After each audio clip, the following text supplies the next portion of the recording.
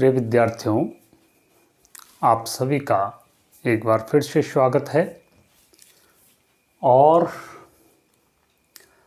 अब हम बहुत ही महत्वपूर्ण टॉपिक पे बात करेंगे। ये आपके विगत बोर्ड की परीक्षाओं में निरंतर पूछा जाता है और अभी भी पूछा जा रहा है।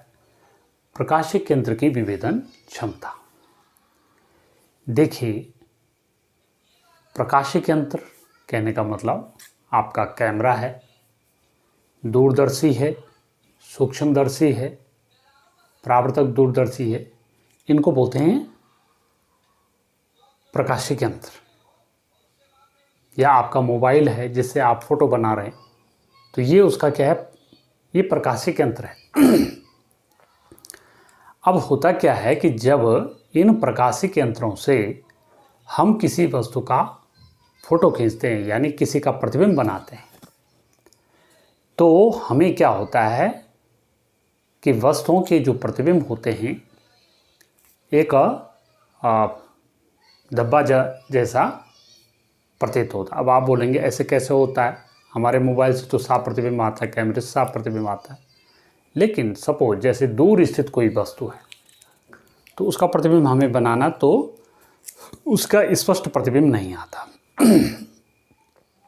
ठीक है, यानी दो वस्तुएं जो पास पास में हैं रखी हुई, वो एक साथ जो है एक दूसरे के पे ओवरलैप करती हुई हमें महसूस होती, एक दूसरे के टच करती हुई, एक दूसरे से स्पर्श करती हुई हमारे पास प्रतिबिंब में देखने को मिलती है।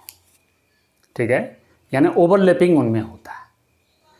तो किसी प्रकाशीय केंद्र द्वारा दो वस्तुओं के स्पष्ट प्रतिबिंब बनाना, उनके अलग अलग प्रतिबिंब बनाना, ठीक है, कि वो वस्तु उनके बीच उनको अलग अलग हम देख पाएँ, तो इसे बोलते प्रकाशीय केंद्र की विभेदन क्षमता कहते हैं इसको।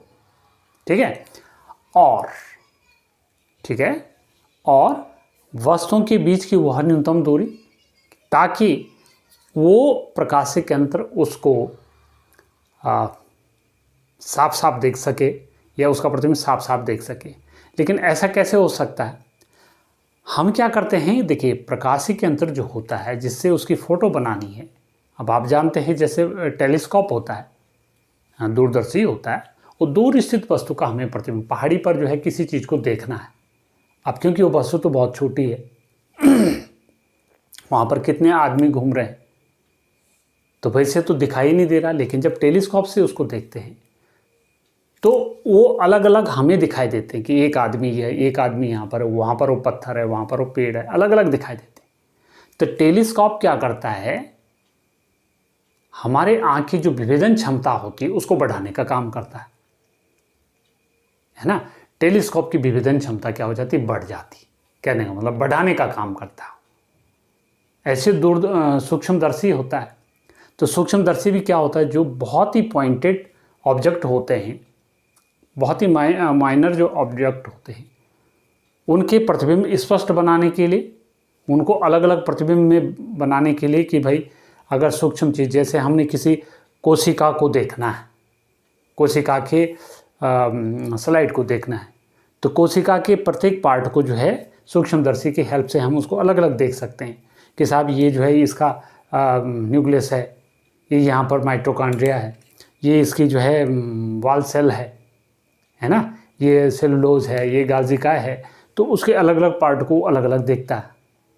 तो वो क्या करता है, उनके बीच का जो गैप होता है, उनके बीच की जो मिनिमम डिस्टेंस है, उसको बढ़ाने का काम करता है ना, उस सीमा को बढ़ाने का काम करता है। तो इसमें दो चीज़ें आपने ध्यान रखनी है प्रकाशीय केंद्र की। एक तो होगी विभेदन क्षमता, किसी, अब देखिए फॉर एग्जांपल हमारी खिड़की है कोई, और खिड़की पर जो है कई पैरेलल जो है सरिया लगी हुई है। तो जैसे जैसे हम उस खिड़की से दूर दूर जाएंगे तो हमें वो सरिया क्या हो जाएगी, उनके स्पष्ट प्रतिबिंब नहीं दिखाई देंगे। फिर जैसे जैसे दूर जाएंगे तो वैसे वैसे वो सरियाएँ आपस में टच करती हुई ऐसा लगेगा, यानी उनके जो प्रतिबिंब होंगे ब्लर्ड, यानी धब्बे से आपके आँख के रेटिना पे बनेंगे, तो आपको साफ नहीं दिखाई देंगे। तो हम क्या करेंगे, उसको देखने के लिए टेलीस्कोप की हेल्प से हम उनको अलग अलग कर सकते हैं। तो कहने का मतलब किसी प्रकाशिक यंत्र द्वारा किन्हीं दो वस्तुओं के बीच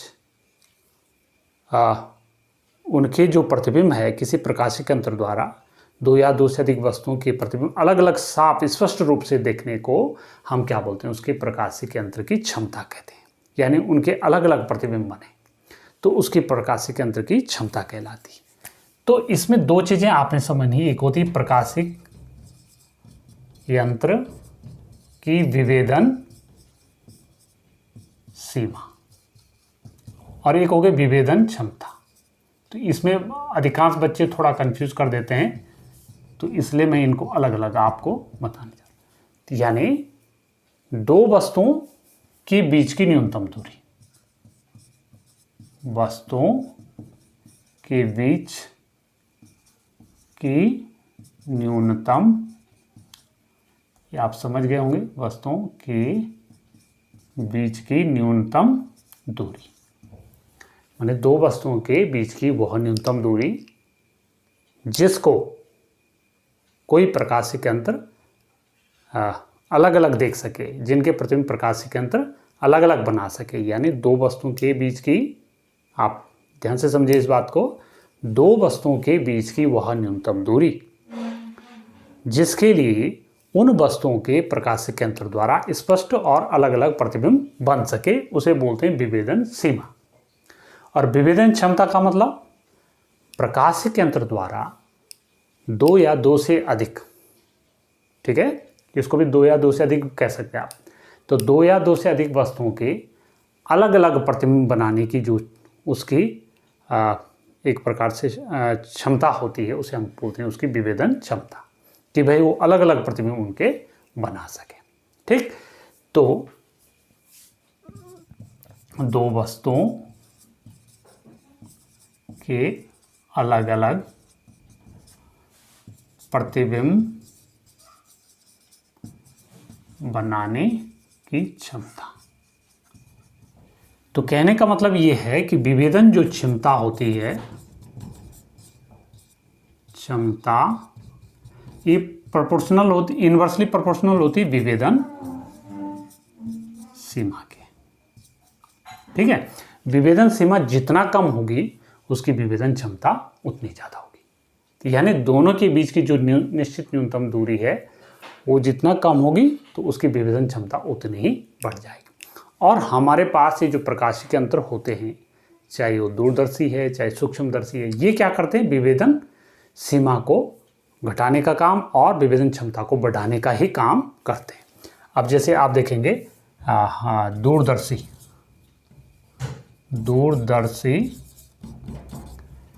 की विभेदन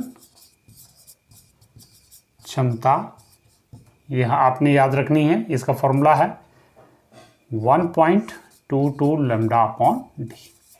यानी डी उसका द्वारक होता है, लैम्डा उसकी उस पर जो प्रकाश आ रहा है, जिसके कारण वस्तु से जो प्रकाश आ रहा है, जिसका प्रतिबिंब बनना है प्रकाशिक यंत्र से, उसकी जो है तरंग दैर्ध्य है। और डी जो है अभिदृश्यक लेंस का द्वारक है। तो अभिदृश्यक लेंस का द्वारक जितना बड़ा होगा, देखिए डी व्यास है, तो उसकी क्षमता क्या हो जाएगी, उतनी ही उतनी ही क्या हो जाएगी, घट जाएगी। देखिए, तो कहने का मतलब है आपको अभिदृश्यक लेंस का जो द्वारक है वो आपको क्या करना पड़ेगा, दूरदर्शी में छोटा लेना पड़ेगा, तब जा कर के आप क्या कर सकते हैं, उसका बड़ा और स्पष्ट प्रतिबिंब हम उसका बना सकते हैं। ठीक है। अच्छा, दूसरी बात आती है कि सूक्ष्मदर्शी की विभेदन क्षमता, सूक्ष्मदर्शी की विभेदन क्षमता ये होती है 1.22 लैम्डा, लगभग वैसे ही है, और ये आ जाएगा नीचे 2 sin अल्फा। तो जबकि अल्फा क्या है, अल्फा का मतलब जैसे ही देखिए ये हमारी सूक्ष्मदर्शी है कोई, और यहाँ पर कोई ऑब्जेक्ट है, तो ये जो कोण है, ये जो वस्तु है जिसका आप प्रतिबिंब देख रहे हैं सूक्ष्मदर्शी की हेल्प से, उसका वस्तु द्वारा जो बना कोण है अर्धकोण है, यानी 2 अल्फ़ा हो गए। 2 अल्फ़ा यहाँ पर 2 साइन अल्फ़ा हमने ले लिया, क्योंकि अल्फ़ा ये बहुत सूक्ष्म है, तो साइन अल्फ़ा के रूप में इसको हमने ले लिया। तो ये जो है हमारा क्या हो जाएगा,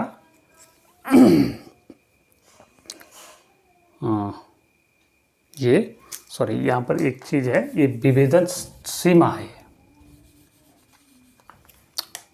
तो विभेदन सीमा, ये मैं गलत बोल दिया, विभेदन सीमा। तो यानी व्यास जो है हम दूरदर्शी में गलत बोल दिया मैंने, कि दूरदर्शी में ही जो अदृश्य का व्यास होगा, आप जितना बढ़ा लेंगे तो उसकी विभेदन सीमा क्या हो जाएगी, उतनी छोटी हो जाएगी। ठीक है, इन्वर्सली प्रोपोर्शनल हो गए, और विभेदन सीमा कम होने से क्षमता उसकी क्या हो जाएगी, बढ़ जाएगी। तो इसलिए हम क्या करते हैं कि बड़े द्वारक का, यानी दूरदर्शी में बड़े द्वारक का अदृश्यक लेंस लेते हैं, बड़े द्वारक का अविदृश्यक,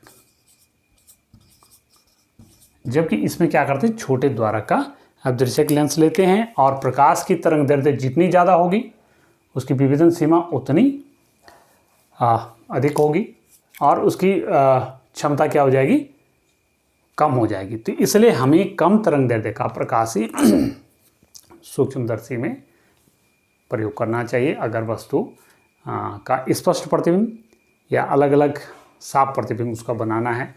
तो उसके लिए उसकी विभेदन क्षमता बढ़ाने के लिए आपको कम तरंग दैर्ध्य का प्रकाश लेना पड़ेगा। तो इस प्रकार से ये था आपका विभेदन क्षमता, विभेदन सीमा प्रकाशिक यंत्र की, और मुझे लगता है कि आप इसको समझ गए हैं। फिर हम आगे मिलते हैं आपको इसके न्यूमेरिकल में, तब तक के लिए आप सभी का धन्यवाद।